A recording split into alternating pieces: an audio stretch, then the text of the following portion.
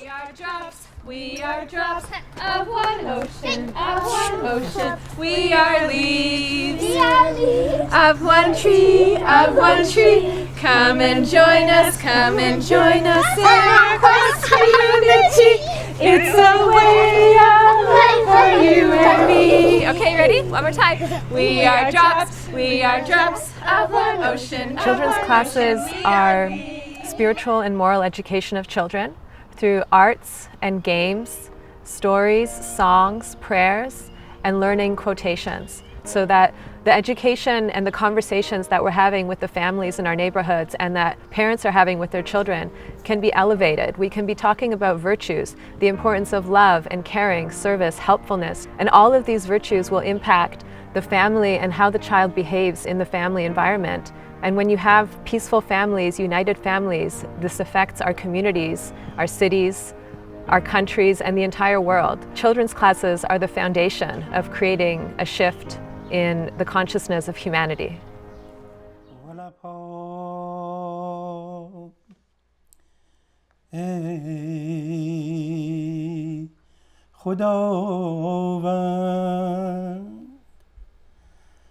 تو شاهد و آگاهی که در دل.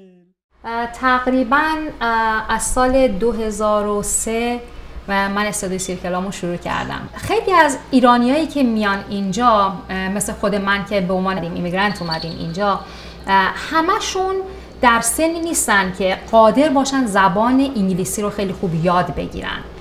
برای همین حیفیم اومد که چرا اونا باید محروم بشن. میتونیم توی کلاس‌های روحی که به زبان فارسی داریم اونها هم شرکت بکنن. چیزی که خیلی مهمه درک مطلبه.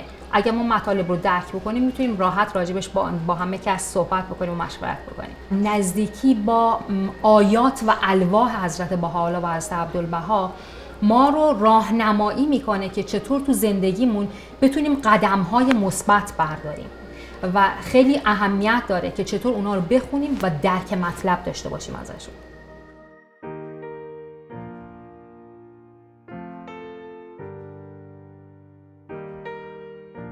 My podcast is called Culture and Leadership Connections, and so I look for people in a variety of different disciplines that are leaders of thought in their field, and then I interview them by asking them questions about what groups have influenced their development, so the groups they were born into and the groups they've adopted. The most important thing to be able to participate in the discourses of society is to keep learning. You have to learn, you have to study the Baha'i writings on all of the pertinent topics and, go to study circles and pay attention to what's happening around you.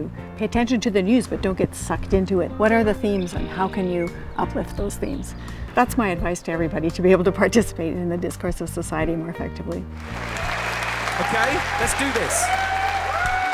There are many quotations from Baha'i writings that influence my music, and I try to let my songwriting be inspired by concepts and ideals from the Baha'i faith. And I try to let that happen in a natural way that is accessible to listeners of many backgrounds, so that you don't have to be a Baha'i to get what I'm saying. But for me that's quite easy because there's a lot of imagery in the Baha'i writings that's very powerful and very useful to a poet or a songwriter. I mean, being a Baha'i is all about being part of society, creating bonds of unity between different groups of people so that they can work together. And I find that in the discourses of society at present there's a lot of polarization and a lot of extreme viewpoints being amplified because that's what generates clicks and eyeballs. And so I find as a Baha'i my biggest challenge is to try and be a moderating voice and a unifying voice, bringing those extremes together and finding the common thread that people who think that they're opposed to each other have maybe not yet seen.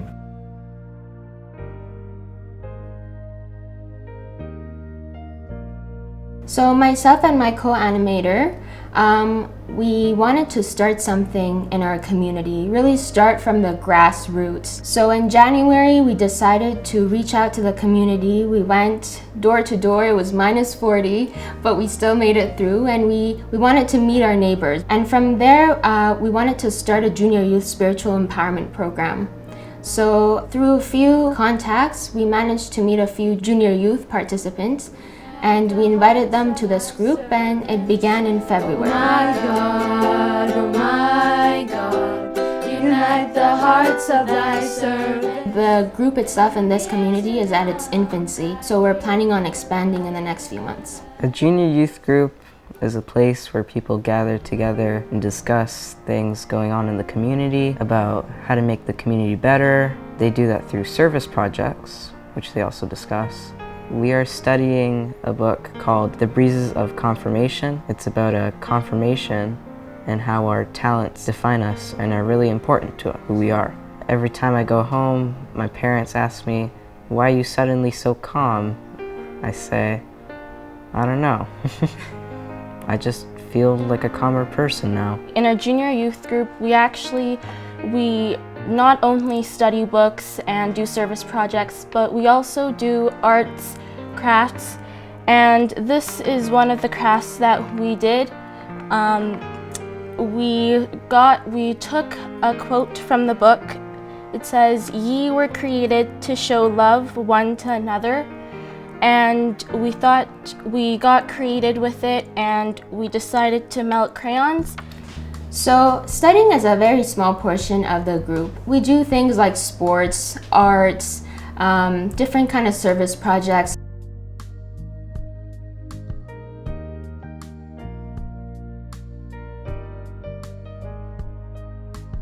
So service projects have a lot of capacity to grow and become something continuous that contributes to social action. And social action starts from the grassroots. So what better place to have these junior youth come together and start it from their own community, depending on the needs of their community. One of the junior youth groups in the neighborhood saw the need for the community to feel more loving and to come together. So they decided to host a dinner for the members of the community and their families and their friends. It was so beautiful to see that this energetic and enthusiastic group of junior youth, and they rose to the challenge of exemplifying these qualities of being courteous and hospitable. It's truly such a beautiful thing to see this transformation in them. Give light to our eyes, hearing to our ears, understanding and love. Oh, thou compassionate Lord, cast thy glance of favor. Give light to our eyes, hearing to our ears, understanding and love, oh Lord. A devotional gathering to me is a place where friends and family and neighbors come together and they pray together, they eat together, they have conversation together about their lives, but the biggest thing is they uplift each other's spirits. Open thou the door. Provide the means. Provide the means. Make safe the path. I love the quote that Abdul Baha, where he says that music, sung or played, is spiritual food for the soul and the heart. And I find that for me, when performing and when listening to music, to spiritual music, to prayers, it's very uplifting. The self-subsisting. The self-subsisting. There are no set rituals. I think the biggest thing is that there is a spirit of reverence and a spirit of communion with God. So that can be expressed through music, that can be expressed through reading, written prayers. There's many different ways, I think, culturally that people have prayed, and we're really open to the expression of prayer in all forms. And even it said that we can let our actions be made into beautiful prayers. So it kind of expands the concept of prayer to not just sitting and reading something, but it can be like a living, breathing thing in our daily lives. Self-subsisting.